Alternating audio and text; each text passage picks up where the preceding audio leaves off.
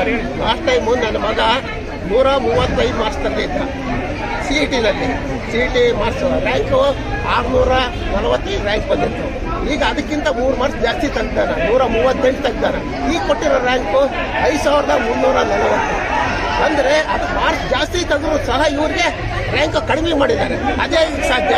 ಅದೇ ರೆಗ್ಯುಲರ್ ಬೇರೆ ಜೊತೆ ನಾನು ಕಂಪೇರ್ ಮಾಡಿ ನೋಡಿದಾಗ ನನ್ನ ಮಗುಗೆ ಈ ಸರಿ ಸಿಗ್ಬೇಕಾಗಿ 450ನೇ ರ್ಯಾಂಕ್, 451ನೇ ರ್ಯಾಂಕ್ ಬಂದವರನ್ನು ನನ್ನ ಮಗಕ್ಕಿಂತ 2 ಮಾರ್ಕ್ಸ್ ಕಡಿಮೆ ತೆಗೆದಾನ CET-ನಲ್ಲಿ.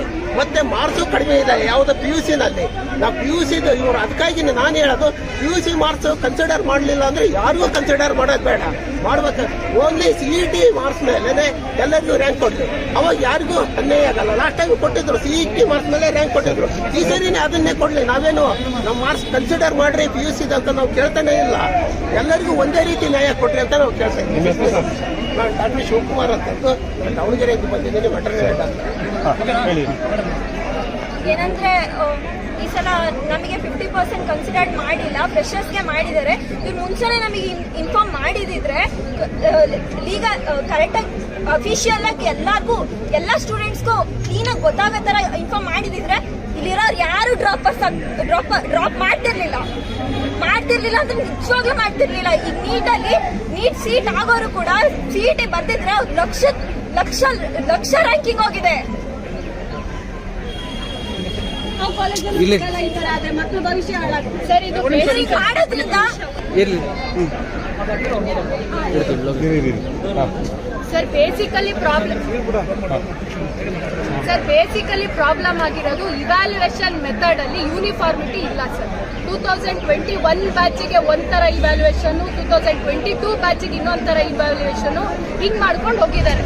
ಯಾವುದೇ ಪ್ರಜಾತಾಂತ್ರಿಕ ವ್ಯವಸ್ಥೆ ಅಂದ್ರೆ ಅದರಲ್ಲಿ ಸಮಾನತೆ ಅನ್ನೋದು ಇರಬೇಕು ಸರ್. ಬೇಸಿಕ್ ಇವ್ರ ರ್ಯಾಂಕಿಂಗ್ ಅಲ್ಲೇನೆ ಸಮಾನತೆ ಬಂದಿಲ್ಲ. ಇಲ್ಲಿ ಅವರು ಹೋದ ವರ್ಷ ಬ್ರೋಷರ್ ಕೊಡ್ಬೇಕಾದ್ರೆ CET-ಗೆ ದುಡ್ಡು ಕಟ್ಟಿಸ್ಕೊಂತಾರೆ ಸರ್, ದುಡ್ಡು ಕಟ್ಟಿಸ್ಕೊಂಡು ಬ್ರೋಷರ್ ಕೊಡ್ತಾರೆ.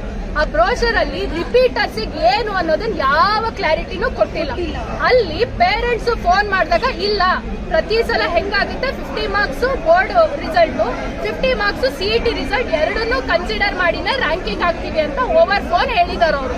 ಆದ್ರೆ ಇವಾಗ ಏಕಾಏಕಿಯಾಗಿ ಮಾಡ್ಬೇಕಾದ್ರೆ ಯಾರು ಈ ವರ್ಷ PU ಬೋರ್ಡ್ ಮುಗಿಸಿದಾರೆ ಅವರಿಗೆ 50% ಈ marks board marks, 50% CET marks ಎರಡನ್ನೂ ಕನ್ಸಿಡರ್ ಮಾಡಿ ರ್ಯಾಂಕಿಂಗ್ ಮಾಡಿದ್ದಾರೆ. ಆದ್ರೆ ಈ ವಿದ್ಯಾರ್ಥಿಗಳಿಗೆ ಯಾರು 1 ವರ್ಷ ಬ್ರೇಕ್ ತಗೊಂಡು ಮತ್ತೆ CET ಬರ್ದಿದ್ದಾರೆ, ಇವರಿಗೆ ಬರೀ CET ಮಾರ್ಕ್ಸ್ ಕನ್ಸಿಡರ್ ಮಾಡಿದ್ದಾರೆ.